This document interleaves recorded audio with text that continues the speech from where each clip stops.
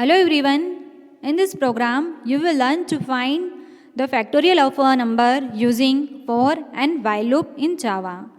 इस प्रोग्राम के अंदर आप फैक्टोरियल निकालना देखेंगे.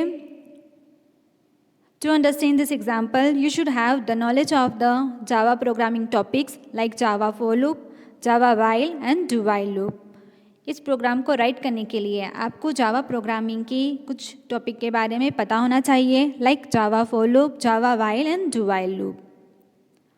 यहाँ पर सबसे पहले हमने ऐड किया है अपने प्रोग्राम में क्लास को, पब्लिक क्लास नेम दिया है फैक्टोरियल. देन हमने क्लास की बॉडी को ओपन किया.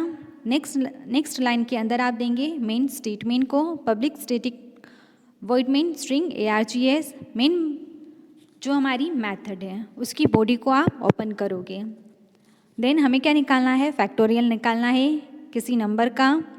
तो हमने यहाँ पर एक नंबर दे दिया 10. 10 के लिए हमें क्या लगेगा, एक वेरिएबल लगेगा जिसके अंदर हम इस वैल्यू को क्या करेंगे, स्टोर कर सकते हैं. उस वेरिएबल का हमें क्या देना होगी, डेफिनेशन देना होगी. डेफिनेशन के लिए हम यूज़ करते हैं डेटा टाइप का, वेरिएबल नेम का.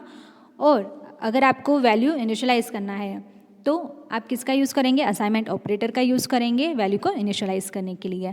यहाँ पर हमने एक वेरिएबल डिक्लेयर कर दिया है नम नाम से, जिसका डेटा टाइप हमने रखा है इंटीजर, और उसे हमने वैल्यू 10 से इनिशियलाइज कर दिया.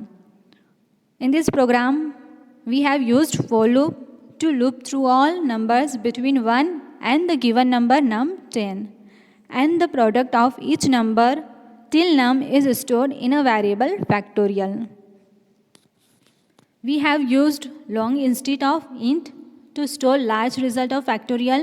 However, it's still not big enough to store the value of bigger number, say 100.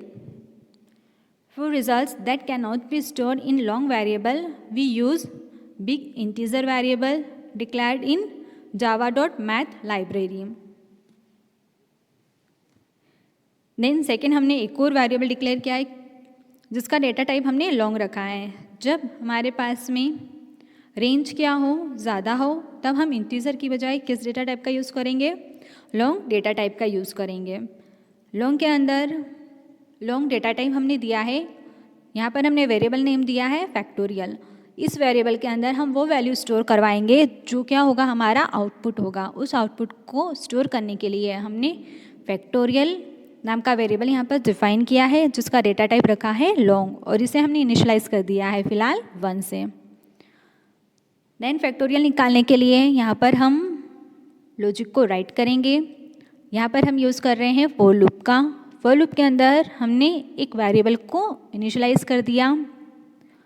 एक वेरिएबल आप इंटीजर टाइप का लेंगे.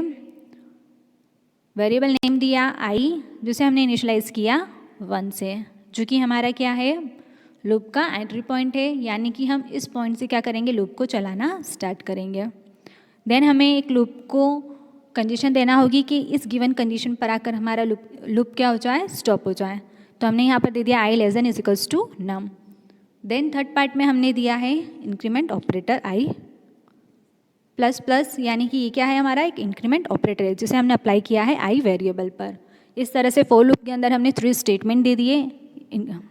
फर्स्ट दे दिया इनिशियलाइजेशन, सेकंड दे दिया कंडीशन, थर्ड दे दिया इंक्रीमेंट. 3 स्टेटमेंट देने के बाद हमने फॉर लूप की बॉडी को ओपन किया.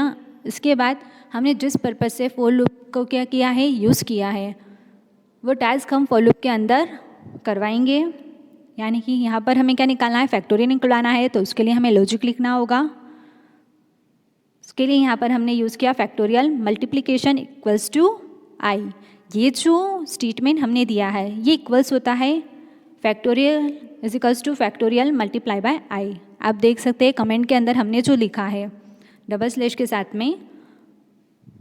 आप चाहे तो इस लाइन को आप इस तरह से भी लिख सकते हैं, और अगर हमने जिस तरह से लिखा है उस तरह से भी आप इसे राइट कर सकते हैं. देन फॉर लूप की बॉडी को हमने क्लोज कर दिया. फिर हमने system.out.println मेथड का यूज़ किया जिसके थ्रू हम फैक्टोरियल जो हमारा निकला है उसे स्क्रीन पर प्रिंट करवाएंगे. फैक्टोरियल ऑफ नंबर, इस तरह से डबल कोट के अंदर हमने क्या दिया, एक स्टेटमेंट दिया जो कि स्क्रीन पर क्या हो जाएगा, प्रिंट हो जाएगा. देन हमने कोमा करके दिया नम नाम का वेरिएबल. फिर कोमा करके हमने प्रिंट करवाया फैक्टोरियल नाम के वेरिएबल को।